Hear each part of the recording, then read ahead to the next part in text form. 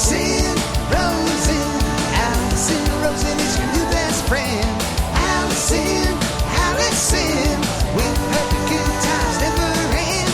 Allison Rosen, doing the wavy pencil dance again. Allison Rosen, Allison's your new best friend.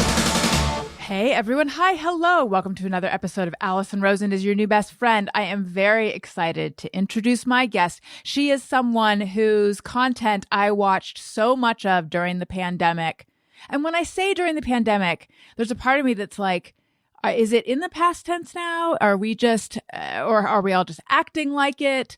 It doesn't feel like there's any sort of finite end, but that's something I'll get into with her. And she's also someone who the listeners have been saying, please get her on, please get her on. And I thought, I don't know if I can. I don't know if she'd want to come on. And then because there's another podcast that we were both guests on, Banana's podcast, she contacted me and had something to say about egg whites, and cauliflower, which we'll get into. And then I seized the moment and I said, will you come on my show? And now here we are. She is an infectious disease researcher and someone who answered a ton of your COVID questions during the pandemic, which again, is it going on now? Is it completely in the rear view? Who knows? And she really became like a science data infectious disease nerd superstar during that time. Please put your hands together for Laurel Bristow. Hello. Hi. Welcome. Thank you. Thank you for having me. How do you feel about what I just said? Because as I said, like science disease nerd superstar, I was like, I don't know if you want to be called that. Yeah, no, I think that's fair. I think it's pretty funny to have had the experience I've had for the last 3 years where I've become Instagram famous for science. It's not really something that I ever expected to have happen in my lifetime. So right. I wear it with pride, I think. Okay. And your Instagram handle used to be King Gutter Baby. Is that a bowling reference? It sure did. Is it a what reference? A bowling reference? No, people think that. That's actually funny. It is loose Bob's Burgers reference. There is a raccoon named Little King Trashmouth. Okay. And that's what I wanted, and it wasn't available. So that was the closest approximation.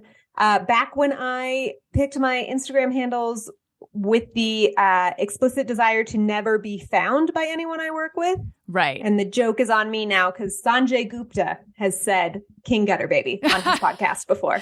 That's amazing. So one of the regulars on my group show is a woman, Wendy Molyneux, and she and her sister write on Bob's Burgers. And I'll have to tell her about this because she'll be so excited to hear this. That's so funny. Yeah, it's exactly where it came from. I wanted to be that little raccoon that was eating taco meat out of a coffee filter. Got it. Tony Thaxton, hello. Hi. I would be not doing my job at all if I didn't let everyone know that you're wearing glasses today and you look totally different. Yep. You're welcome for getting this episode to go viral. Yeah. You didn't warn me. I just logged on to Zoom, and yes, we are doing Zoom. Yeah. I just logged on to Zoom, and there you were, just completely incognito. Just living my life. Yeah. What's the story? Do you not do contacts when it's raining? No, it's not an exciting answer. It's just that they were kind of bothering me a little bit, and I realized, oh yeah, I'm actually supposed to change them today anyway. So I took them out because they were bothering me, and I'll just put some fresh in tomorrow. Aren't you glad you asked? Not really, but Laurel, do you wear contacts or anything? I don't. I do wear glasses during the week, but when I don't, like at work and stuff, but when I don't wear glasses, I have 20/20 vision. I have a lazy eye. I was an eye patch kid growing up. So really the only repercussion for me not wearing my glasses for extended periods of time is I start to get a little cross-eyed. So I can go without for a while, not forever, but. Right. Okay. Because I have now started needing reading glasses, but I don't wear glasses. I've never worn contacts or anything. So when Tony said he remembered that today's the day he's supposed to change them, that struck fear into me. How long are you going, Tony, without changing them? Well, I have disposable ones. You're supposed to wear them like 2 to 3 weeks. So Really? Oh, I see. No, you take them out at night though, right? Yeah. You're not supposed to. Okay, I thought you were just like leaving it in like a Uber ring, and I was like, I don't think that's how that's supposed to work. No, that's what I thought too. They come out every night, but yeah, you're just supposed to change them every couple weeks. Speaking of NuvaRing, I could never get that into that. I don't think I really gave it a chance, but I just was like, I have an awareness, but it's a mental awareness of a thing in there all the time. Yeah, I never tried it. It just seemed suspect to me. Mm-hmm. I just couldn't believe, I don't know. I couldn't believe that it would not be annoying. Yeah. I mean, like I said, I didn't feel it, but I knew it was there. And I was always worried that when I was on the toilet, that it was just kind of like, bloop. But I will say, I'm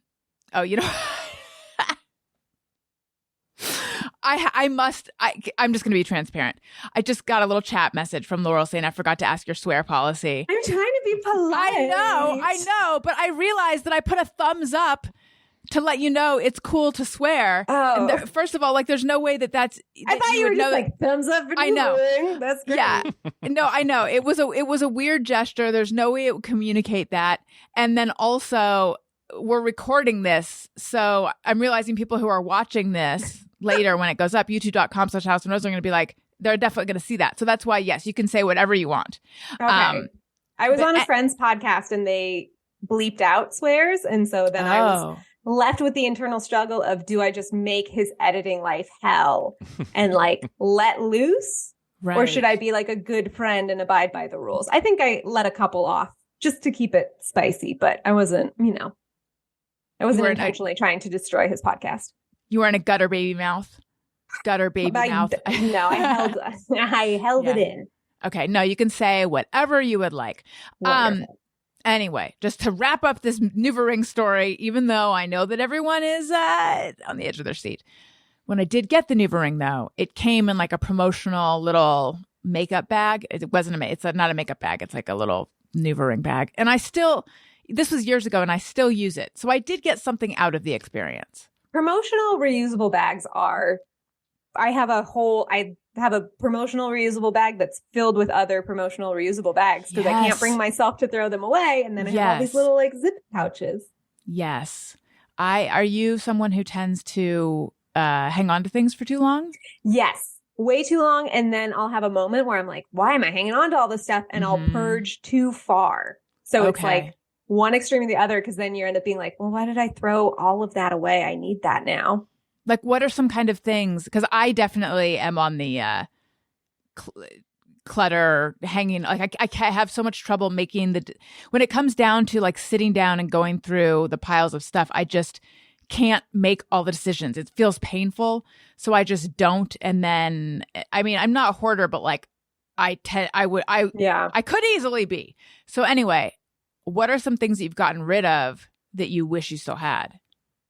Well, I feel like it always happens that you like have socks that you've never seen the pair for like years. And then as soon as you throw it away, it shows up. Mm-hmm. That's really frustrating. Or just like clothes. Like I'll be like, why do I own this many clothes? I don't need this many clothes. So you donate or sell. And then immediately the next weekend, you're like, damn, that shirt would be really good to wear to this thing right now. Why did I do that? There was one time in my life that I did not overpack. We were going to San Diego. It was me, my mom, and my sister. We were going to San Diego, and I got there, and I was like, I really want to wear my purple blouse. That would look great with these leggings. It was that time. And I couldn't find it because I hadn't brought it with me. And I was so grief-stricken, and I'm not overstating it. No, I was like very sad that I didn't have this shirt. And from then on, I decided I'm always going to bring whatever I think I might want to have with me, which is a terrible policy. Yeah, I moved to London for grad school, and I had 2 huge suitcases because I was moving for a whole year over there. And I get my apartment, I get where I'm living, and I unpack, and I was just like, what the fuck did I put in these suitcases? Because it wasn't clothing. Right. Like it was like immediately like I had nothing to wear. And it was like, what did I like framed pictures of my family? Is that what I thought I was going to dress in or something? So how was being in London? Oh, it was great. London when you're 23 is phenomenal and deeply dangerous. And I don't know how I passed grad school because I was not a huge partier. And yet there were still nights where it was like, oh, I can take the tube home because it's running again because it's 6 a.m. Whoops. When you say deeply dangerous, do you mean in terms of how do you mean it? Oh, I just mean it's because you can have too much fun. You can just party your little face off. There's always something happening all night long. And so you have to be really good about time management, especially when you're in a graduate program that you're paying a lot of money for. Right. Yes. But I did it. You did I made it through. Good for you. Thank you. This was a graduate program through which school?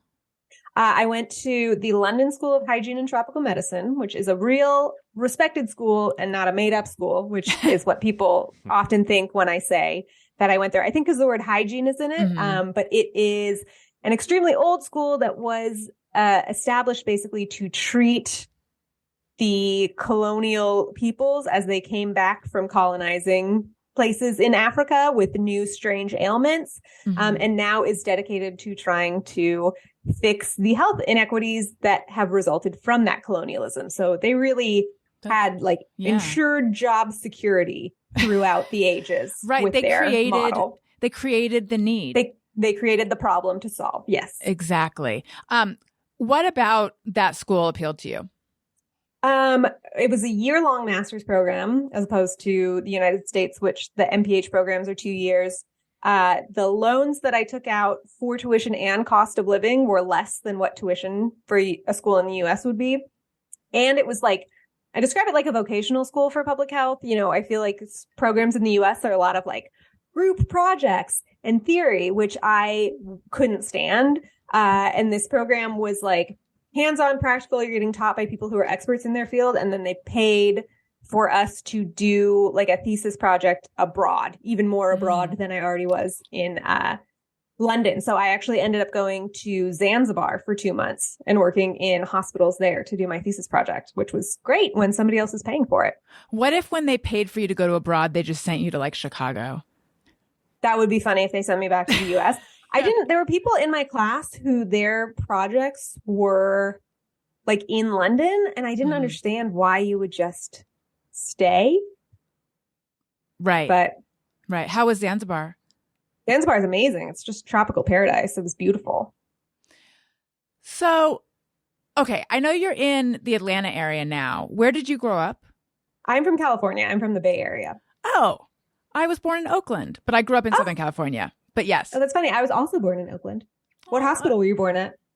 Providence. Me too. Oh my gosh. That hospital doesn't even exist anymore, so that's a big deal. Does it not? It does not. What happened to it? Just whatever. All debates is all there is now. Is it Providence or Provident? I think it's Providence. I've always said Providence when I talk about it. That sounds right. And then I know there's pictures of my dad pushing me in a swing that was like on Lake Merritt, maybe? Yeah, probably. So, that's funny. There you go. So, and you grew up there? Yeah, not in Oakland, but in Walnut Creek. Got it. And then where did you go for undergrad? For undergrad, I went to UC San Diego. Did you see my purple shirt? Because it wasn't anywhere down there. I had left it. And then, okay, so you went to UC San Diego and then straight from there to London? I took a year off in between undergrad and grad school, and I lived back at home in Walnut Creek, and I worked the worst job of my entire life while I was applying to grad school. I worked the front desk at a pain management clinic. Okay. That will remain nameless, but was a horrifying place to work. They wanted to save money, so they tried to get us to do the urinalysis tests with one glove. Like they wanted me to do people's urine tests with like tongs and one glove. We would have to go to a different location on Tuesdays. Like the doctor split his time. And so on Monday night, I would pack up the trunk of my car with all the stuff the charts that we needed for people who were seeing the next day and signed prescription pads. Oh, that's like blank checks. Yeah. Deeply illegal. And if I was a badder person, I'd be a richer person right now. Yeah. Yeah. I imagine you must have seen a lot of, what was the clientele like? So it's pain management. So like people who have chronic pain for the most part, which is really kind of heartbreaking because there are people who get up to the highest possible dose that you can give. And he just goes, well, I guess you have to go to rehab now. Like drug rehab, because they're so dependent and there's nothing stronger to give them. It was a real eye-opening experience into the grossness of pharmaceutical world. Yeah. So have you always been interested in science? Yeah, but in undergrad, I wanted to be a marine biologist. Like, I thought for sure that I was going to be a shark biologist. That's like what I wanted to do. And then I did study abroad in Cape Town, South Africa, specifically because I wanted to, like, see the great white sharks that jump out of the water that you would see on planet Earth. And I got there and I saw the impact of HIV in the country, and switched and decided that, you know, something with public health or something with infectious diseases, what I wanted to do. And was that a relatively easy switch? It's like scholastic? Yeah, I managed to switch my like majors without delaying graduation, which was great. And then, you know, worked in quote, unquote, healthcare for a year at this doctor's office while I was applying to grad school, and then went to grad school. And did you ever think of going, I mean, I guess you work, is it accurate to say you work in healthcare now? Yes. Did you consider becoming a practitioner, like becoming a doctor? Yeah, I have thought about that off and on pretty much throughout my entire career. I thought about being a nurse. I thought about being a doctor. I thought about being an NP.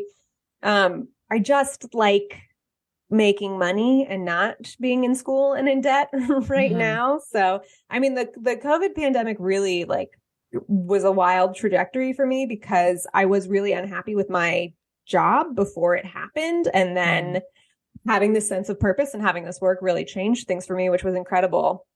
But also within that, like working with the, you know, pulmonary critical care doctors in the ICU for a minute, I did also think like, oh God, should I go back and become a doctor? Like, it's so amazing what they are doing in this situation. So it's definitely something that goes back and forth, but it's so much time and it's so much school. And I don't know.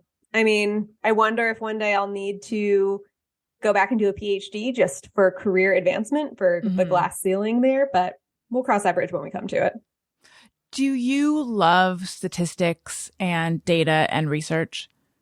I like data and research. Biostats has never been my strength. Like, I can understand, you know, confidence intervals and that I can understand it when I read it in papers, but having to do like a biostats analysis is something that I think would be really stressful to me. So I'm glad that when we do research, there's, you know, we have a biostatistician who does all of that for us, thankfully. But yeah, I mean, I love research. I love looking at how studies were done. I love thinking about how studies could be done better, and how we design those studies. It's like the stuff that people come up with is so creative and incredible. It's like really a joy to work in research and see kind of the brilliance that other people possess for how they think about problem solving. So now you used the past tense. So is the COVID pandemic over? How do you answer that? Or how do you think about it? Yeah. So, I mean, the pandemic certainly isn't over, right? Because pandemic is on a global level. And there are so many countries that don't have the resources that we have. Now, for the United States, I would also say that it's not over. I think, you know, I feel like I've spent a lot of time in my work on, you know, Instagram education, explaining to people that like endemic doesn't always mean like everything's fine. It just means it's at a constant level. And right now our constant level is like probably too high for what we want. I mean, there are things that I would want to, COVID's never going away, but there are things that I would want to have and to have happen before I'm like, okay with the level of COVID that we have right now. Having said that, the Biden administration has decided to end the health emergency in May. So they like for, you know, whatever legal or policy purposes, the pandemic for the United States is going to be over in May. But unfortunately what that means, and I don't know, I work in TB right now, so I'm not as up to date on COVID stuff. So apologies if he has changed it, but I doubt he has changed it. What that means is that a lot of stuff that was covered for low income people or for the average Joe is now going to cost money, which is extremely unfortunate. Is the vaccine going to cost money? Do you know? So there was talk about that. Moderna was developed under Operation Warp Speed, which means that U.S. taxpayers funded the vast majority of that development. And they had said that they were going to raise prices, and everyone rightly freaked out because we paid for it, so we shouldn't have to pay for it again. And they backed off, and they're not going to do that. Pfizer, on the other hand, is not under any obligation because they didn't take money from Project Warp Speed. So I think that they will probably increase their prices, but that all kind of depends. I mean, really, for people who have insurance, it will probably mostly be covered by your insurance. For uninsured people, I think or underinsured people, I think it's going to be more of a cost. And then that's going to be prohibitive of them getting updated boosters and whatnot. So you said endemic, which I feel like I have an understanding of what that means, but does that just mean it's just something that we live with? Like, what does endemic mean? Yeah, endemic means it's just within the community at pretty constant levels, right? Like an epidemic is when you see more cases of something than you expect to see. Pandemic is when you see more cases of something than you expect to see on a global level. So you can have local epidemics, you have global pandemics, and then endemic is just like, this is the level that it's at. And it doesn't mean that that level's low. Like there are certain things like tuberculosis is endemic and it kills 1.5 million people a year. The plague is endemic in certain countries. And it might mean that that's, there's tens or hundreds of cases a year, but that's still endemic. It still exists. So it just kind of depends on the context. Can something be endemic and then be eradicated? Yeah, I mean, sometimes. So it used to be that guinea worm is close to being eradicated. We have gone from, thousands of cases every year to I think there were like 17 cases last year worldwide. Oh, wow. So yeah, I mean, that's eradication only happens really over time with stuff that is endemic. Polio has been eradicated. I always get eradicated and eliminated confused. Oh. But it's one of the two in all but 3 countries, so things like that we do. It happens over time. But yeah, something that's endemic can definitely be eradicated or eliminated. What are your thoughts about where COVID came from? So the majority of the evidence is that COVID is zoonotic. And I believe more than anything that COVID is zoonotic and not a lab leak. There are a lot of reasons like within the actual science of COVID that I believe that it's zoonotic and not a lab leak. But also just when you think about it, yeah, there are labs that study pathogens, but do you really think it's more likely that all of the security that are in these BSL-3 labs failed for this thing to get out, or that when you're having constant, completely unregulated human contact with animals, that something might transmit? Right. So I do my full body is behind zoonotic. I understand why people are really committed to lab leak theories. But you have to remember that people want someone to blame because this was such and continues to be such a horribly upsetting, overwhelming, life-changing situation for everyone in the country and in the world. And at the same time, if you say, oh, it's a lab leak, then you don't have to do all the stuff that we're telling people to do to avoid another zoonotic pandemic, right? Like you say, oh, well, which is like climate change stuff, right? Yeah, it's like climate change. It's like having a preparedness plan. It's like having a budget for people to be actively looking for this kind of stuff.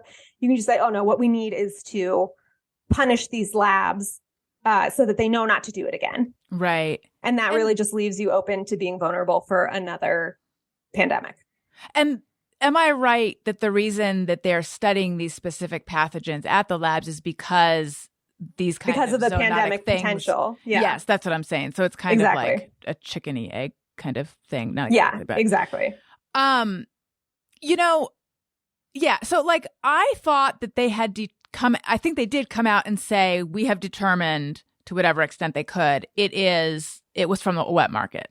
But then recently the news shifted and the energy department, or I don't know who, came out and said, we're not, I don't know exactly what they said. So someone look it up, but like we're not sure, or like maybe maybe it could have been a lab leak. Yeah. And what surprised me though, is that someone that I follow on Instagram who is not right wing at all, and not a conspiracy theorist, seem to really be putting a lot of weight behind that theory. And so I'm like, oh, well, maybe there is something to this. So I don't know. Yeah. So the thing about the energy department's report is that they came out saying, you know, we have this strong evidence. We have reason to believe that it came from a lab leak, whatever. That report is not public. So they've not shown anybody in the public what their evidence is. And every other department who's had access to the report has said this is zero evidence. Like this is nothing. So it sounds really intense and really official because it's like from an official department's review of whatever, but they're not sharing any evidence with anyone for outside review. And anyone who has seen it, who's not in the department that wrote it, is saying like, this is a pile of nothing. So, but also, and this might reveal my lack of understanding of government departments, but why is the energy department researching it? Yeah, that's a good question. I'm not totally sure why the energy department is researching it. You know, I think everybody is real into it right now. But yeah, that's another good question. I mean, it could be that like, you know, the energy department has subcontracts with the lab, and this is all just me spitballing. It could be they have subcontracts with the lab for whatever. And so they have a right to look into any potential wrongdoing or misappropriation of funds or whatever. And through that, they found what they consider to be evidence, but nobody else considers it to be evidence at this point, at least. What about sharks appealed to you? Because like for me, I would not want to be near a shark because they scare me. Yeah, it's funny because Jaws is my favorite movie, which you would think would turn someone off of sharks. But I think, yeah, I just think they're so cool. They're dinosaurs. They swim around and they're big and scary and misunderstood. And there's such a wide variety of them. You don't even realize how crazy sharks can get. Have you ever seen a goblin shark? I've never heard of a goblin shark. Look it up. Those guys are wild. Okay, I'm going to do it. There's also like a cookie cutter shark, which is a very tiny little shark. And they swim up really fast from the deep. And they just take a perfect like cookie cutter chunk out of the side of giant tuna. Like when they catch giant tuna for the fish market, they'll just be like a perfect cookie cut out of it. And I like respect a shark that just keeps its food source alive for as long as possible. They're just taking a little nibble and then moving on. That is so gross. But I hear what you're saying. How does this hurt the tuna, do you think? I don't know. I don't know how many like nerve receptors tunas have. Right. Actually, it's a really good question. Or if they're just kind of unbothered, if it's like getting a mosquito bite. Yes, right. Because you said they're tiny, and they might be big I mean, tuna, yeah, I'd say, you know, the bite is probably the size of a cookie. Your standard Chips Ahoy cookie is kind of what they're taking out of the side of a tuna that is like gigantic. Those like 8-foot tunas, 6-foot tunas. I'm also like fascinated by the people who named that shark. I think they started seeing the bites on the tuna and they thought, what is this? And then they realized it was a shark and they were like, well, there you go. Because it also could have been like ice cream scooper shark. Yeah, true. Okay, goblin shark is what I'm looking up. Goblin. Don't tell me you weren't also thinking the same thing, Tony. Goblin shark. I wasn't thinking the same thing. They have like a real gummy smile. They just, I think they got a video of them eating, like hunting for the first time. And it's like, their mouth like kind of shoots out of they're like, they're crazy. The goblin shark is a rare species of deep sea shark, sometimes called a living fossil. It is the only extant representative of the family a lineage some 125 million. That's weird. The audio cut out. A lineage some 125 million years old. Okay. So you said they're like living dinosaurs, and this is saying they're fossils.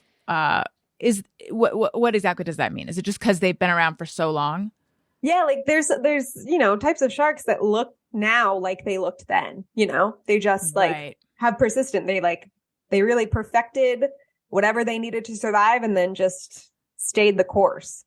Is it true? And now, if this is not true, this is going to be embarrassing that I'm saying this, but is it true that sharks can essentially like live forever unless something else attacks them? Like they don't die of diseases? I have not heard that. I think you're But- thinking of lobsters. I've heard that No. about lobsters. Really? Lobsters can live for a really long time. Yeah. I think because don't sharks are like all cartilage, right? They don't have bones. Yeah. I don't know. I mean, I'm not a shark expert, so I Right. can't answer all these I questions. know this is like a sliding I doors changed. thing. Yeah, I Yeah. changed trajectories. Yeah. You know who we should get on the podcast to answer these questions, Tony? And if his name doesn't come to me, this is this is such a this is a joke that's going nowhere. Who hosted Who Charted with Kulop? Howard Kramer. Yes. Because he always talks about how much he likes Jaws. Yeah, he does love Jaws. Yeah. I love Jaws. So, as we already discussed, during the pandemic that is now endemic, you became a social media superstar. How did that all happen, and how did that feel? Yeah, it felt and still feels very weird. I worked my job at the time. I was doing clinical research for a vaccine and treatment evaluation unit. I was in a hospital. And so we realized that there was COVID in the hospital. And actually, I don't know if I've ever told this story before, but it's far enough away and I have a new job. So it's funny. So I'm going to do it. Good. It was like the week that COVID was really starting to happen, which would have been like, around March 10th or so of 2020. We shut down all of our studies in the hospital because we knew that there was probably COVID in the hospital, but there were no tests yet. So we were like, well, we can't in good faith send people into rooms to talk to patients when we don't know what's going on for like voluntary research. So big stressful week. I made like I have like a little mirror selfie picture that I have like saved in my phone because it's so crazy to look back on it now, where I put a story up on my private Instagram of 600 people. And I said, work is paused right now, so I don't have anything going on. Let me know if you want me to make a video explaining what we know about COVID and what it means to flatten the curve. Since I have time, LOL. I won't make this video if no one cares, because to me, front-facing talking Instagram videos are the second most boring thing after someone trying to like live stream a concert in 15-second increments, which is crazy because that's my life for the last 3 years. But people asked me to do it, so I made a little video off the cuff, and people asked me if I would make my profile public so they could tell other people to watch it. And that like, it just never stopped. I think I got 500 people overnight, 2,000 people through the weekend. And I just kept making videos and it kept growing and growing and growing. And the funny story that I don't think I've ever told on any of these podcasts is that like at the end of that week on Friday, it had been so stressful. COVID's happening. It's in the hospital. Like, what's going on? What is our plan? I was like, I want to turn my brain off. So I took an edible and I was like, I'm just going to like chill out. And then I got a text message from the physician's assistant that I work with. No, it wasn't with her. It was from my boss. And it said,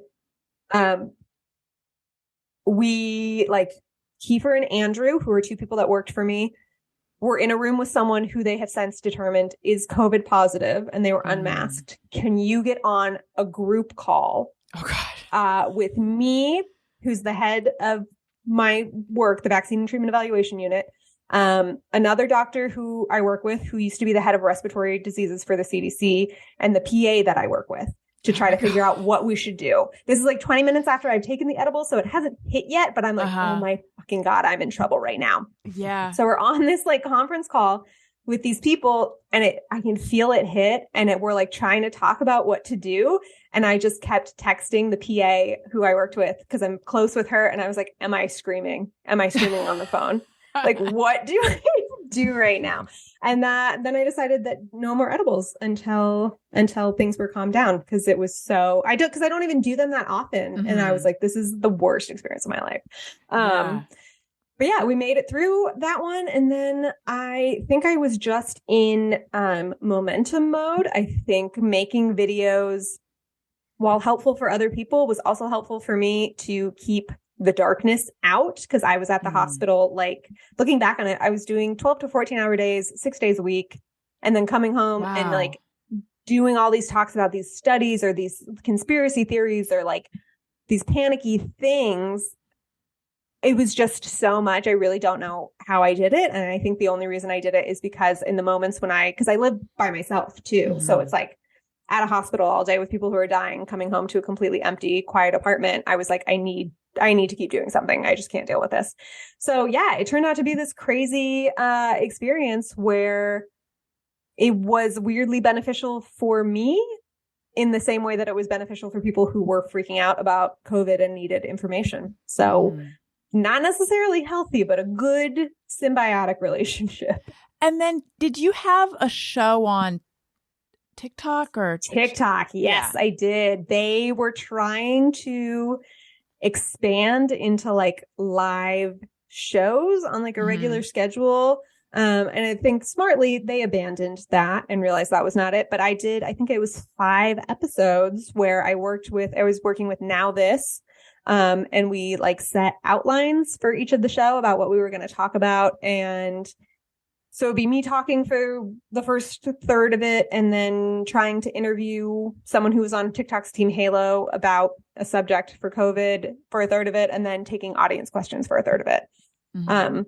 And it's really fun trying to explain to your parents how to hide the comments on TikTok lives because they want to watch it, but I don't want them to see any of that. So that was an experience I don't necessarily recommend. I don't think they do that anymore, but they gave us like an email for problems. So we'd be like in the middle of a live and they're like, the guest wouldn't be able to join the live and we would just have to like email. It was pretty funny. I think I had my phone set up like resting on my laptop so that I could also have a G chat open with my production team. So I'm like trying to stay calm and talk and type little notes to them. Like, I can't get this to work. And they're like, we're trying to email them and no one's answering. So that was a fun little experience in production. That sounds so stressful. And it's reminding me. So my show started as a streaming internet show. It was called Alice Rose is Your New Best Friend when I lived in New York, and I would do it once a week. It was a 3-hour show and I would do it once a week. And I think it was on Sunday, except recently I'm like, or was it Wednesday? But regardless, but a lot of the like segments that I would do on that show are now, I do it as a podcast, which I have been doing since 2012. But anyway, when it was the streaming internet show, I was hired by this director to come out to LA and do my show from the premiere of a movie that he had produced, doesn't matter. But anyway, so like there was the whole premiere going on, and then I was going to be like in the corner doing my show from the premiere and interviewing the various stars of the movie. It was exciting. It all sounded great. I think I got to fly business class. So it's like the booth at MTV, like the VMAs or something where people like drop in and you're like, yes. Oh, blah, blah. Yeah. Okay. Yeah. So I have my laptop and I like go and I get set up and I cannot connect. And I had like, everyone knew. And when I say everyone, I don't even know how many people were like hanging on this, but, okay, I'm going to go live at whatever, 4 p.m. or whatever. And then it's just like, okay, it's 4:05, it's 4:10. Like I cannot connect. At one point, I remember getting like a spotty connection. And then someone came over. It was my friend's friend came over and she was on her cell phone. And that was like somehow drawing from my internet. And I was like, turn your phone off. I mean, I was literally shaking. Oh, it was such a nightmare. Like, trying to like kill time because the guest I'm supposed to interview, like, can't connect. TikTok didn't give me permission to add guests to live because I didn't have enough followers or something. Mm-hmm. And so like I can't get him on. So I'm just trying to like stall while we try to get it's right. So stressful. Yeah. So why did you not want your parents to see the comments? Oh, because it was just, I mean, I think because TikTok was advertising it for the first like episode because they were like, look at this thing that we're doing, this new innovative approach or whatever. And I think anti-vaxxers got wind of it. And so we're flooding it. So it was like every episode we figured out new keywords or emojis to put in the like blocked thing so that those comments don't show up. But I remember my dad being like, what is happening? I was like, just don't look at it. It's fine. Like, don't worry about it. Yeah. What are your parents like? My parents are great. My dad is a butcher, retired butcher. I actually texted him a picture today. We have like a, bespoke fancy little butcher shop in my neighborhood. And I sent him a picture of the, what do you call it? The glass case, with everything. And the display, knew, I guess. Yeah. And I knew the second he got it, the first thing he was going to do was zoom in on the prices and make fun of them, which he did. Cause he's like been a butcher for 45 years. And he was like charging that much for dry aged steaks. Like that's insane. So that was fun. My mom is like a crazy athlete. She like has done a couple Ironman races and stuff, she's very with it. So she understood the TikTok live, but I think just the parents' intuition to or the instinct to fight people who are saying mean things about your child. She was like, I want to kill him. I was like, well, they're probably 13-year-old boys. Like, it's fine. Don't worry. Do you have siblings? I do. I have an older sister, and my sister and my mom live in the same town together, with my sister's kids who are, 9 and 7 now, and my brother-in-law. Mm-hmm. So go ahead. Are there other scientists in your family? My sister is a nurse practitioner. Okay. So we're kind of complementary, and that was super nice during like the heaviest days of the pandemic because she works in a low income clinic. So it was like the two of us knew what kind of had similar experiences.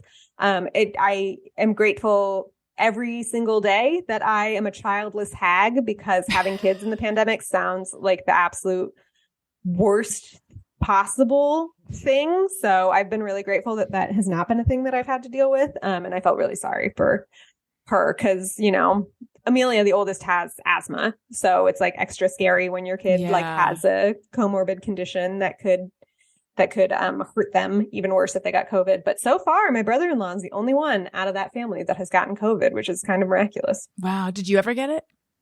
I got it for the first time as soon as I started my non-COVID job, which is hilarious. And a little bit embarrassing to be like, hi, I can't come to this first meeting that we have because I finally got COVID. But yeah, I was grateful. It was very mild. It just took me a really long time to turn negative, which was annoying. Mm-hmm. Mm-hmm. How did all the negative comments affect you? It's a really good question. I mean, the TikTok stuff didn't affect me because I was too busy, like, trying to do my thing to pay attention to those. Mm-hmm. It was for Instagram. I got really lucky that it just happened that my medium for Instagram was Instagram stories, because it meant that the majority of negative stuff that was happening was going to my DMs and no one else could see it, which was kind of nice to moderate that way. And once I made the decision to stop looking at my DMs really frequently, my mental health improved so much. Like, I think I just was so mad, like, couldn't understand why people could be so cruel and so committed to being misinformed. Yeah. And I'm like a very confrontational person. So I wanted to fight with everyone. So like teaching myself it's like not worth it for these trolls was like a big lesson. But yeah, I think, I got thick skin pretty quickly because of what I was doing. Do you think, because I'm a very non-confrontational person, however, on Twitter, and it's been a while, but occasionally I will get into it with someone, and then I have to stop myself and I go like, there's no way I'm going to change their mind. Yeah. But do you feel like you were ever able to change anyone's mind? So there are some people that like would message me stuff that I could genuinely tell that they because I talk about like anti-vax versus vaccine hesitant. I can tell that there are some people that are scared and they want to be able to make the best choices for their family. And so I would try really hard to engage with them. I think you can figure out pretty quickly when someone is like acting in bad faith and it's just not worth getting into it with them. But for the people that like are really sincerely like have questions and are scared or, have just haven't had access to the right information for so long, like those people I'm happy to try and talk to. And it doesn't always work, but for some people it really does. And like that is really important to me, to be able to create a space where people feel comfortable like asking me genuine questions. Mm-hmm. Have you always been, or do you even consider yourself a performer? Performer feels wrong. A public speaker. Performer / public speaker. Yeah, I was voted most likely to win an Oscar by my graduating class in high school. Look at that. I made varsity letters in theater and academics. They offered those? Wow. My school did. Wow. But yeah, so I think, public speaking is something that I've always been okay with.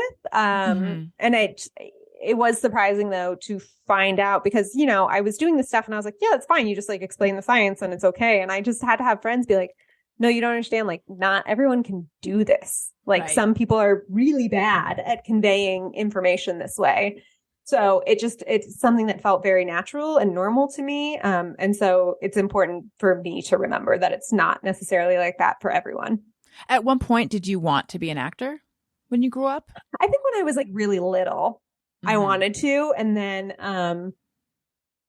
I think just like you gotta kill yourself for that kind of stuff. Like even in this, like Instagram fame world, I made a very conscious decision to never make it like a main source of income for me because I just don't care about hustling and grinding like that. I just want to live. I have my day job. And so I was very, intentional that it was not going to be a source of income for me because then I can take a break whenever I want, I'm not pushed to do it. So yeah, I don't think acting was ever like a thing that really had a draw for me as like a rational adult. The only people who can see themselves as actors are people who can't see themselves doing anything else. And I respect that. And I can definitely see myself doing other things. So I'm cool. You said that during the pandemic at the beginning, when you were doing the videos, your job was 12 to 14 days and then you'd come home and make videos. So like in those 12 to 14 days at the hospital, at the hospital, like what did your day look like? Yeah. So the reason that those days were so long, that was only in the pandemic or in the heavy days of the pandemic, because in those early days, the only way, like we had remdesivir was like the drug that we were trying to figure out if it was effective or not. We had some reason to believe it was. And the only way that anyone could get that was through a clinical trial. So we felt really obligated to make sure that we had as much coverage in the hospital as humanly possible so that anybody who wanted it could get it, right? Like if you only work 9 to 5, then someone who gets admitted and is super sick after 5, like could potentially be intubated before they have a chance to sign consent or whatever. So we were there like for a lot of hours. And so the days on for that kind of stuff, study start, study stop, you have more than one study going on, whatever, but it's basically you have someone who's looking through everyone who has gotten admitted for COVID, reading their charts, seeing if they're eligible based on whatever criteria the study has. And then you get your consent and whatever you need, and you go to the rooms and you suit up and you go into the room and you talk to them about the study and you see if they're interested, if they want to consent. Do they want to think about it? Do they want me to call any of their family to talk about it? Is there someone who you want to discuss this with? Do you want me to discuss it? So making sure that they truly understand what's going on, and then signing the consent and collecting, the samples, the blood samples, the nasal swabs, the oral swabs, whatever we're doing. And then you are doing data entry and randomizing them to, placebo or drug, picking stuff up from the pharmacy, training the nurses on how we're going to give this IV injection or these pills or whatever. So it's a lot of back and forth. It's a lot of time in patient rooms. It's a lot of like data entry, going through the chart, like ordering labs, putting the lab values in, this, that, and the other. So I just spent a ton of time, I was already on the hospital floor a lot talking to patients, but this was like a much more intense, involved, kind of intimate experience with patients and their families, especially because early on, no one could get into the hospital. They couldn't have any family. And then, nursing staff and the providers were so stretched so thin that like we kind of took it upon ourselves to be the intermediary. So like getting people, extension cords or iPads from their family or whatever they needed to like be able to communicate in the hospital. Were you nervous at the beginning when you were interacting with COVID patients? That's a really good question. I wasn't, because I live alone. I just was by myself, and my sense of duty to people, especially being in a unique position where it was like I didn't have kids to take care for or be worried about leaving behind or anything like that. I like really felt like, all right, I am in a unique position where I can throw myself into this wholeheartedly. So, and you know, I'm young and I have no comorbidities. So like early on, we didn't really know what was happening, but I felt statistically that my chances were better than other people's. And so because I had the ability to do that, I felt really obligated to put my body on the line like that and do it. Mm-hmm. Mm-hmm. So I imagine you saw a lot of people die. Yes. Do you feel you have trauma from that? Yeah, absolutely. Actually, I was on a call today. So the reason that I work for the TB group now is because one of the critical care pulmonary doctors that I basically was trauma bonded to through COVID, because she was always in the ICU, is also a TB researcher. Mm-hmm. And they had an opening in her position and I was ready to move on from what I was doing. So I ended up moving over there. So, you know, we work together now. She's part of the research group. And we had a call today with all the TB researchers on Zoom and everything. And she was talking about her career trajectory and how she got where she was. And I was just in my head on the call, like thinking back to COVID and working with her and like seeing like how incredible of an experience it was to see her, because she's an attending. So she's a teacher to residents, and what like a incredible, loving teacher she is for someone in such like a stressful, scary position. And I like got close to having to turn my camera off because I started like crying because it's just the like COVID PTSD just sneaks up on you at really weird moments. We had a study that we did. We were looking at some drug to see, you know, if it would improve outcomes in people who were really sick. And you do all this data collection in the study, and then it has to be analyzed, and then it has to be accepted, and then it has to be printed. So there can be a lag time. And it got printed in a big journal. And the results were that it was, you know, there was no difference between that and a placebo. So it did nothing. And I, you know, which is fine, like it happens. But I like read that study and I just like burst into tears, like thinking about the time and what was happening when we were testing that. And also thinking about like doing all that work and like nothing coming from it. Yeah. So it's just like really, it's a weird situation. Like there are certain people who died who I think about like still probably daily. And it's just one of those things that I'm just going to have to kind of live with forever. And so I really, at this point, especially in whatever is happening, we're starting to see some like COVID revisionism. People talking about how like, oh, we took it too far. It wasn't that big a deal. And I just like, heaven help anyone who tries to say that to my face at some point who didn't work in a hospital, because I think I have a lot of COVID PTSD that's going to come out as aggression if somebody like tries it like that. To have never lived it and to try to tell me what it was like is just, we're going to find out how much I love confrontation if that ever happens. I feel like that, and maybe it's just because I spend too much time on Twitter, but like, I feel like that revisionism is prevalent. That thing of like, now are you ready to admit you were wrong? Now, you know what I mean? And it's like, people didn't know at the time. Like, yes, everyone was acting. We wiped down our groceries and we, you know, wiped down our mail, but we didn't know yet how it was transmitted. Yeah. I mean, I think it's kind of ridiculous to like try to make people feel stupid for acting in good faith in an attempt to protect the people that they love. Like that's ridiculous. So yeah, I think this next chapter of the way we talk about COVID is going to be particularly rough for a lot of people who took it very seriously or, you know, had very involved experiences with it. So it's going to be important to look out for your mental health if you are one of these people, because there's going to be some fuck shit said on the internet for sure. What I find weird is like my own, I don't know if it's revisionism or adaptation, or I don't know what it is, but it's like, I took it very seriously because I have elderly parents with comorbidities. And also I just, am scared, and it seemed like, this is a thing that, is killing people left and right. So let's not get it. So we took it, I mean, it's like, I still haven't eaten indoors actually, which I know, I think I would be okay with it now, but like, I'm sort of like just starting to not wear a mask in different places and to like be social again. And, you know, I'm not asking, like not testing all the time and not asking my guests in person to test and things like that. But I sort of have this attitude now of like, well, if I get it, because we ultimately all did get it around July 4th, my whole family, but like, and it sucked. Like it wasn't particularly mild, and it pretty much sucked. But or rather, I mean, it is clinically mild, but I was pretty uncomfortable. But anyway, I do sort of feel like, well, if I get it again, oh well. And then I think, am I really that okay with potentially getting it again? I think that's just trying to like adapt to the reality, though.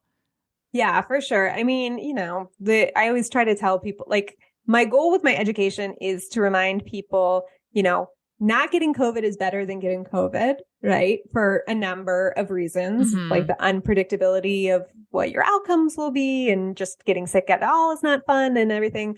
But if you're going to get COVID, let's talk about like what your actual statistical risk of poor outcomes is, right? Because it's unfortunate, but we live in a world where there's a certain inevitability of a lot of different aspects of like COVID infections. And so it's important to not try to, it's a hard thing to try to phrase, but to say like, to not try to avoid getting COVID with such intensity that it has even worse impacts on your mental health, right? Yeah.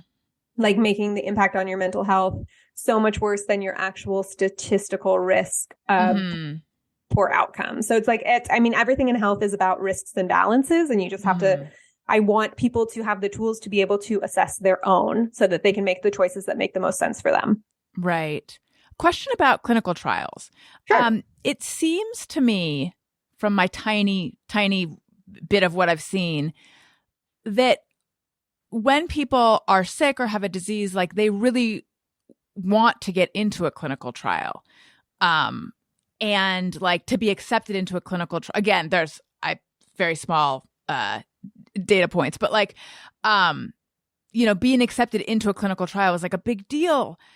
And I find myself sometimes thinking, wait, but isn't this is like experimental? What makes you so like, what am I trying to ask? I mean, I know what I'm trying to ask, but like in my mind, it's like this stuff is experimental. Why are you so okay with doing this experiment?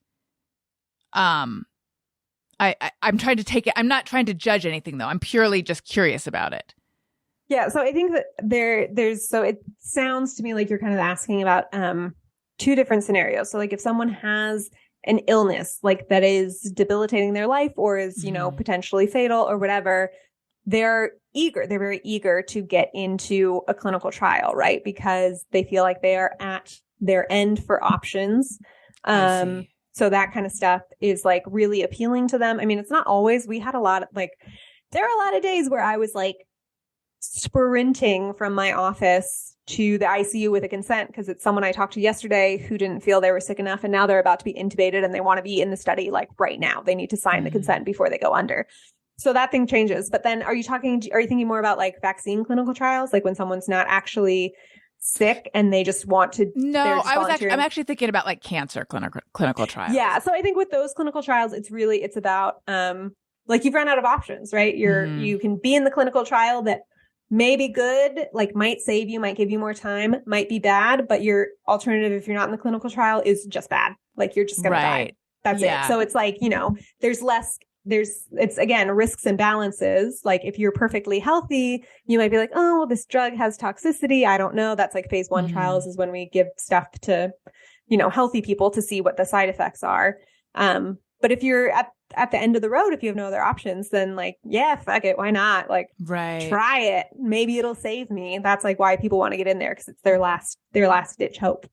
And then presumably half of those people are receiving a placebo. Like, are there always? It depends. Okay. So it depends on what the clinical trial is like for, because sometimes like the remdesivir clinical trial for COVID was remdesivir versus placebo. But as we, moved on to other treatments, remdesivir became like the standard of care. So it could be you're getting remdesivir or you're getting remdesivir and this other drug. I see. So like remdesivir and a placebo or remdesivir and this other drug. Because once you have something that it's like the standard of care, you ethically cannot give someone less than that. Right. Mm-hmm. So so it's called a non-inferiority trial. Basically, you're trying to see if your thing works or is at least not worse than the standard of care. And do you personally know, like, this person's getting the drug and this person's getting a placebo when it's phase No, 1? all of the studies that we did were double blind. So it means that the only person who knows what someone is getting is the study pharmacist, because you need someone to know in case they start having a bad drug reaction or like whatever, to be like, you pull them out of the study basically, and then you unblind everyone so that you can treat them appropriately. Mm-hmm. But yeah, none of us knew, because you don't want to bias your results. Right. And then also I was thinking, because you'd have to have like a real good poker face.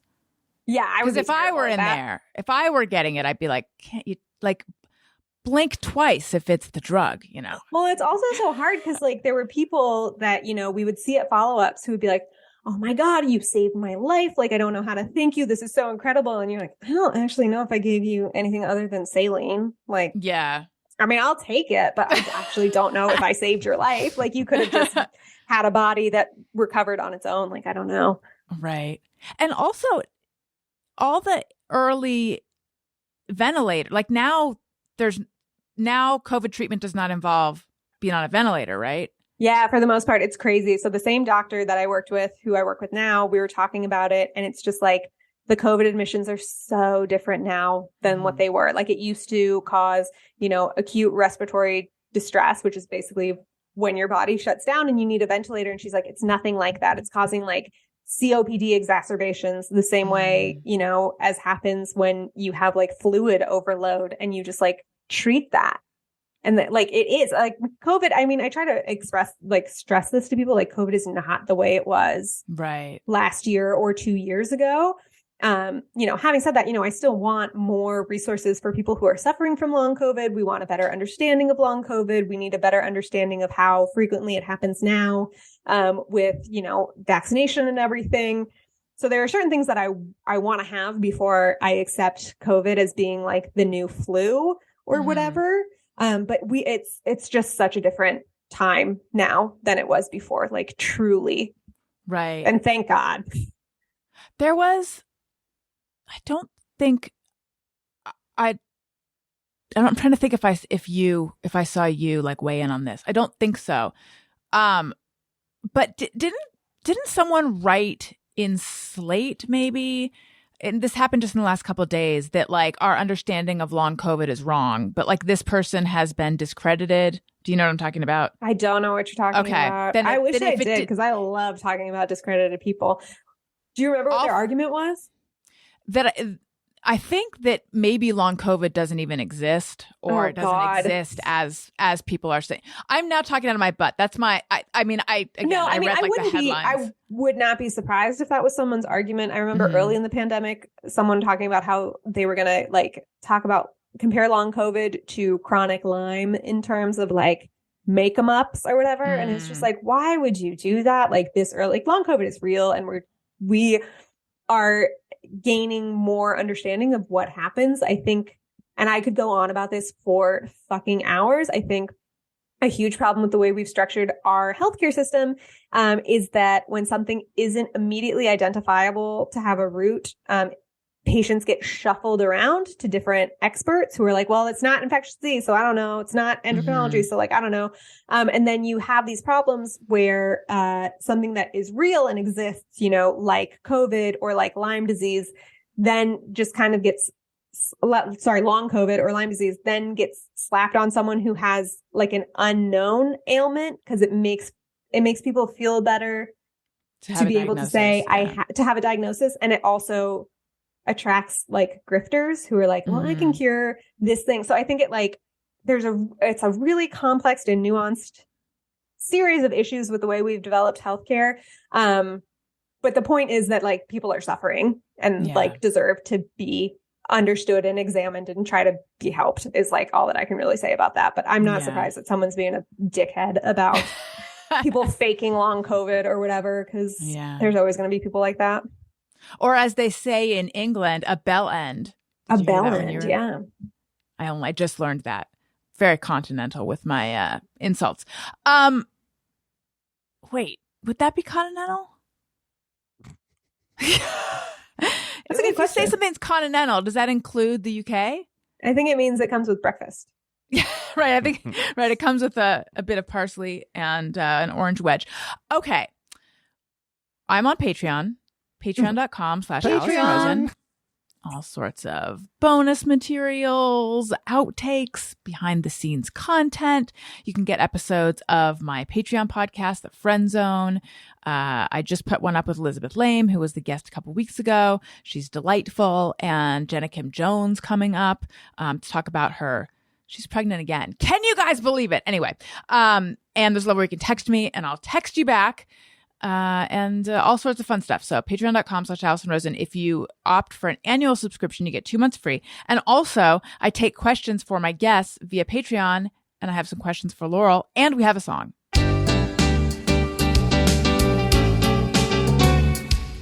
When we ask, they send them in. They're wondering how you have been. So thanks so much for answering these questions from our fans. All right. Jamie says, oh my God, woohoo. She was an amazing resource during the scariest days of the pandemic, and her Instagram helped assuage? Yeah, my greatest fears. I'd love to check in on her axolotl and see how the little baby is doing. Rose is good. She just hanging out in her tank and eating worms and just living the dream. What made you decide to get an axolotl? Oh God, I saw an ad for Repticon. Like there was a reptile convention. And I was like, that's funny. I have to go to that. So I got some friends and we went to Repticon, and I didn't know that you could have axolotls as pets, but it's Georgia. So you can do whatever you want here pretty much, except for get an abortion. But so I saw they had them and I have loved them. There was an axolotl at the Steinhardt Aquarium at the Cal Academy of Sciences, who I would always go visit when I lived in San Francisco. And so I was like, I got to get an axolotl. And I got her home and I didn't realize that apparently these axolotls can live for 10 years. So how old is she now? She must be about 4 now. Okay. How little was she when you got her? She was pretty little. She's like ballpark Frank sized now, I think. Got it. And before she was, cocktail wiener size. She was a little thing. I don't think I even knew what an axolotl was until I started following you. I don't know what it is. Look it up, Tony. They're so cute. It's AXOLOTL. Yeah. And I love them because they always look like they're smiling, except I think I got the only axolotl with social anxiety disorder, because she looks a little stressed out all the time. Does she have a relationship with you? She likes when I come up to the tank because it means she's going to get a worm. Mm-hmm. Yeah. So what's involved in caring for an axolotl? They're so easy. Once you get the tank chemistry right, the water, you do a 10% water change once a week. So you just take out a gallon out of the 10-gallon tank and replace it with the fresh water. Clean up any debris that's there. And then I feed her a worm every day to every other day. So I think I spend $8 every 8 weeks at the bait shop and get worms, and they stay in my fridge. And yeah, she's super easy. That's so cute. How do you get the water out? With a siphon into a gallon jug. Where you suck on the end? Well, no, you can use gravity with the siphon, so you don't have to suck up axolotl juice. But my dad had fish tanks, and he would wait. You can anytime you can just use gravity, because he would always go. He would suck it to. He was doing old school siphoning, I guess, but I do recall him being oh, getting a mouthful sometimes. Okay, let's see. Whitney C says, who are her top contacts in her phone? Parentheses, pin, text, favorite phone numbers, etc. However she wants to answer. Oh, that's a good question. Does it show you? I don't have anything pinned. I just recently, the only favorites I had was my ex-boyfriend's phone number, and we broke up like 8 years ago, and I just never changed it. I was like, oh, I guess he doesn't need to be my your favorite anymore. Oh, that's so interesting. This is making me want to see who my favorites. But yeah, I don't think I've ever pinned a text message before. Yeah, I didn't know you could do such a thing. Yeah. No, I didn't either. Okay. It's a good question for someone who uses that function. So in my phone still, it's all like regular, people that deserve to be my favorites. But then I have my old landlord. I don't see myself calling her for any reason. And then also a listener of mine who I have not interacted with in a really long time, who was a veterinarian, and we were traveling with our dog, and I put her in there as a favorite, just like in case. I guess obviously I had her phone number. And I haven't talked to her in years. So, okay. Let me find more questions. Tony, do you have any outdated faves? No, I don't even have faves. Like, I don't even know what is even the point? How does one even do that? Well, the point I think would be in case you want to get to the number fast. Yeah, but you can kind of do that anyways, can't you? Yeah, you just type like 3 letters and it comes up. Yeah, that's right. It seems like kind of like an outdated thing at this point. Right. Yeah. No disrespect to the person who asked that, but Tony, do you have your girlfriend's phone number memorized? No. Yeah, Daniel and I didn't for the longest time. Finally, we did, because I was like, if our phones die, we're not gonna be able to reach each other. I don't think I know a single phone number other than my own. Might want to change that. I still know the landline for the house I grew up in, but that's only because I use it for every rewards phone number. Yeah, oh, I know those, good. but they're like no longer active. So yeah. Okay, Sam Randall says, yay, I just want to thank her. I started following early on when she just started posting about COVID. I shared her stuff and I learned so much. And even though I'm Australian, she really helped my fears and concerns with it all. And COVID Come Down was awesome. And the New Year's Live, where she sang, haha, the best. How is her new job going? And has she been back to see the bird aviary lately? Oh, a lot of good questions. Yeah, this is a super fan. Someone's dropping notes that only the real ones would know. New job is good. New job is busy. But I like it. It's an emails job. I've never had a job where I just get so many emails per day before. So that's a change, but it's nice. I miss patient interaction though. I think I saw the aviary a couple weeks ago. I think I maybe saw it around Valentine's Day. I think that was the decoration. The hospital, for people who don't know, the hospital I worked at, for some fucking reason, has 2 aviaries with birds in it that you can look at. And the woman, Terry, who takes care of them, also decorates very frequently. So every holiday has its own batch of decorations. So that I used to do for the birds, or like she decorates the aviary. Oh, that's amazing. Yeah, so she decorates, and there's like, those stone geese in there, so they have costumes that they wear for each thing. Oh my god! So that became a regular feature, was checking in on how the aviary was decorated. I loved that. Yeah, good. Thanks for the questions. And lastly, Ulysses Atkins says, "What science podcast does she listen to, and is This Week in Science one of them?" I don't think I listen to any science podcasts. I'm sorry. No, that makes sense though, because it's your day. Yeah, I just, I want a little escapism. I got to turn my little noodle off sometimes. Yeah. But if you want a good podcast, my favorite podcast probably of all time is Criminal by Phoebe Judge, because it is a true crime podcast that's not all murdery. It's much more interesting and less violent. So, got it. And she lives in Durham, and she used to come into the bar that I worked at in Durham, North Carolina, and I would recognize her voice, and it was very exciting. Did you watch The Staircase? I did not. Okay. But you know what's funny is they filmed that in my Atlanta neighborhood, because my Atlanta neighborhood looks like Durham.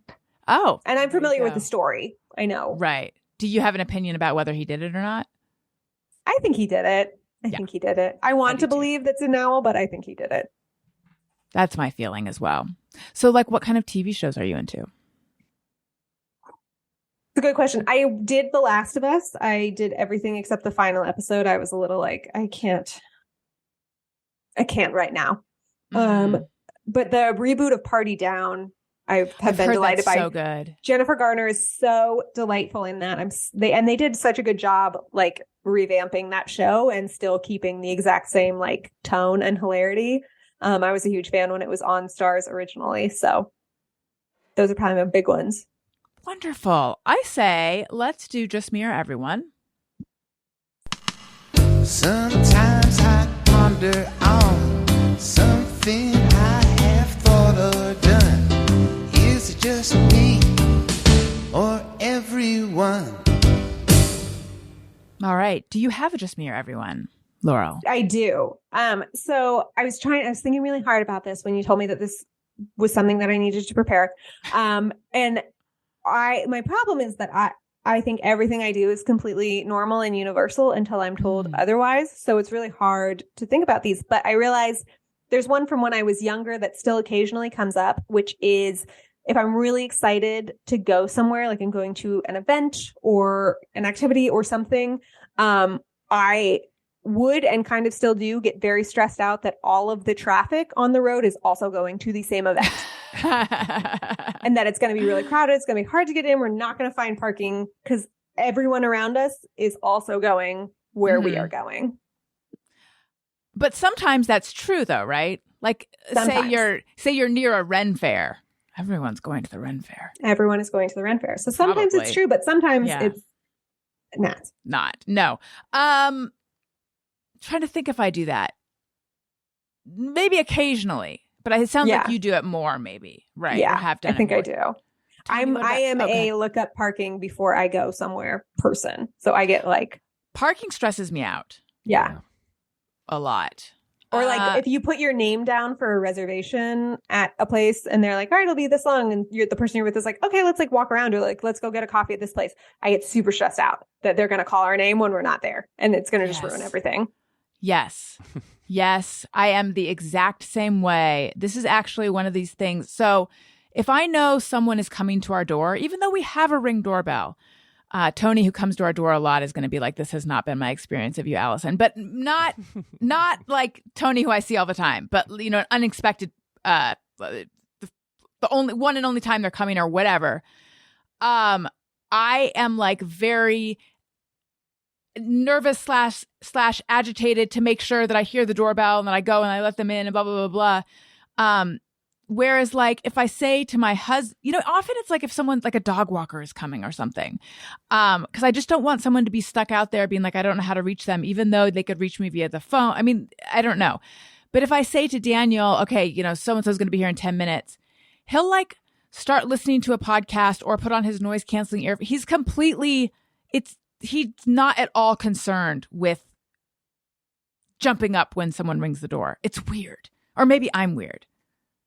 I don't know. I feel like if I know someone's coming over and they're going to like knock on the door or like ring the doorbell, I'm like up and I'm ready, but I'm like hiding. Yeah. Like I don't want them to know, like I'm ready to answer the door, but I don't want them to know that I'm ready. I have to like pretend like I'm being very casual, even though I'm like. It's like in the old days, like you don't answer on the first ring. Yeah. You gotta be cool. Yeah, exactly. Yeah. Okay. Tony, what about you and traffic heading somewhere and thinking maybe they're going to the same place you are? Yeah, I definitely do that a lot. Maybe not every time, but there's a lot of that going on. And the same thing, I get really stressed about the traffic and or parking to the point that a lot of things, if it's like a huge thing, I'll just not go. Sometimes it gives me enough anxiety that I'm like, I'm just going to avoid this altogether. Yes. Yeah. Yes. I have a segment to drop into the middle of our other segments, which is yes, please, or oh, please. Laurel, this is self-explanatory. Yeah, I think I get it. Yeah, we're just going to say yes, please, or oh, please. Now, if it turns out that there's a history behind what I'm about to say, which justifies it, then I'm going to feel bad. But referring to a mental breakdown as a mentee bee.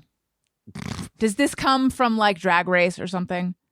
Have you even heard it, first of all? No, I've never heard it, so I'm going with an oh, please. Okay. I heard it 3 times today on Instagram and then TikTok. 3 times today? Today. This is why. What was it? Mentee bee? Mentee bee. A mentee bee. Steve, I've heard nervy bee. I've never heard that either. Well, this is the cousin of that. Well, nervy bee, I know I can pinpoint where it's from. It's if anyone has ever read the Angus Thongs and Full Frontal Snogging books, which is an English young adult book series, she talks about having nervy bees all the time. Do you like when she calls it that? It's charming because she's English. Right.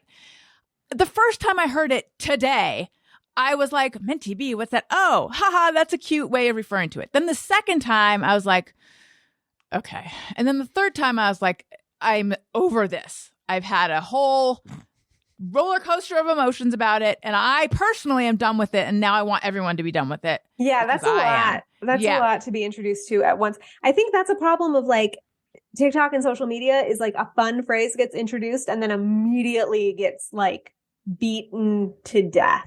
Right. Yes. So I'm giving it a hearty, oh, please. Mm-hmm, I'm with you. Again, unless I find out that like, oh yeah, that came from drag culture or so, like, I feel like there's justifications that are then going to make me feel bad that I put it down. But anyway, Tony, are you going to defend it? No, I don't like it in this context. Like I said, I'd never heard it, but I generally, and I think it's a little too much of a serious Cutesism? Thing to give a cutesy name to, because I do like and often will give things names like that, just trying to be silly, but never, usually not something serious. Right. On the show, we talked about traditional jelly beans, and you called them TDBs. Yeah. Exactly. TJBs. Yeah. TJBs. Yeah. I like to have fun. Tony's pretty fun. You can't tell because of his glasses. But okay. Would you like to tell anyone to go fuck themselves? Yes. Okay. So I don't know when this is going to come out. I'm not quite. It's either going to be Monday or the following Monday. Oh, that's nice. Well, it's March 21st right now when we're recording. March 24th is World TB Day. That is like obviously a big event for me to prepare for as someone who works in TB research. So I'm going to give a fuck you to tuberculosis. Oh, I'm going to give a big fuck you to tuberculosis. #1 infectious disease cause of death worldwide. Killed probably 1.6 million people last year. Real pain in the ass. Fuck you, TB. Hey, go fuck yourself. So to volunteer at my kids' school, you have to do something involving TB. Either be tested or have a doctor say that you're not at risk or blah, blah, blah. And TB is something that I am afraid of, but not like I hear it and I think, oh yeah, that's bad. But I don't feel that I'm at risk. I don't encounter it very often, blah, blah, blah. Another mom had been in our house and then left. And then I found out from my husband that she had tested positive for TB. And I was like, what? And he's like, yeah, but no, it's okay because they put her on antibiotics and blah, blah, blah. But I still was pretty freaked out by it. But I guess like you can be positive for it, but not be contagious. Is that right? Yes, your husband is correct. You do not need to panic. It sounds like she probably had latent TB, which is TB that exists in your body, but is not infectious to others. And you just get treated for it to kill all the bacteria off. How does it decide when to become infectious? Is it that's a good question. So it's just like over time, and it's like 10% of people who have latent TB will develop infection, like active TB. And it just depends. It could be, a change in your immune system that no longer suppresses the bacteria, or it could be just over time, the bacteria overwhelms your immune system that's holding it at bay. Trying to figure out what puts people at risk for progressing to TB is like a big part of TB research. But yeah, a lot of people, will just have latent TB and either get treated or might never actually develop active TB. Mm-hmm. And does that mean that she was around someone with active, or it could have been like latent to latent? No, she would have to have been around someone who had active TB because you can't pass latent TB on. Oh, right. Duh. That was a very silly question. which I knew the answer to, but I asked in case someone from the audience was wondering. I didn't want them to feel stupid. You're welcome. Yeah, exactly. Yeah. Laurel, it was so nice to have you on the show. It was so nice to be on the show. So much. Please tell everyone where they can find you. Plug anything you'd like to plug. I'm gonna plug caring about tuberculosis because it's still a thing. And if you want, you can find me Laurel_Bristow on Instagram. But I have slowed down the science content considerably. I think I'm allowed to because I did some heavy lifting for a while. But if you want Pedro Pascal TikToks, I have got them for you. You've been reposting them? Oh yes. Yeah. I'm not watching The Last of Us. My husband is. I've walked in a few times and I've seen, fungus growing out of people's mouths and I've said, yuck. I think that's fine. I think it's fair. Yeah. But I mean, I hear that I'm missing like the best TV of my lifetime. It's fine. Yeah. Tony, what about you? Plugs, or am I watching The Last of Us? Plugs. Okay. I wasn't sure what the question was. I always plug the same stuff, but I'll plug my glasses since you can't stop talking about them. So I can't stop. They're arresting. Yep. I sometimes wear glasses. There you go. Well, aren't you going to tell us like where people can get them if they want to get those glasses? Ray-Ban or look Target. At that. You bought Ray-Bans at Target? Yeah. They have Target Optical. And I just went there. Yeah. I think you just plugged Target. I had no idea. Right. Amazing. Mm-hmm. And follow me on social media at Allison Rosen on Twitter and Instagram. Follow the show's Twitter feed at ARIYNBF. That's also where you can submit your Just Me or Everyone's. And I am on TikTok, kinda, the Allison Rosen on TikTok. And if you like what you're hearing, or even if you don't, please make sure you're subscribed. You can listen to us wherever you get. Why am I telling this to people who are probably already like subscribed or are listening to it in, but they could also be watching on youtube.com/Allison Rosen. Subscribe everywhere and leave us a nice comment, review, 5 stars, etc. everywhere. And my new podcast with Todd Perry, which is going to be Patreon only one level, $2 a month. That is premiering like any second. So if you want that, patreon.com/Allison and Todd. Okay. Thank you so much, Laurel. This was delightful. Listeners, thank you for listening. I love you. You matter. Goodbye. Hey, do you know about the Allison Rosen Show?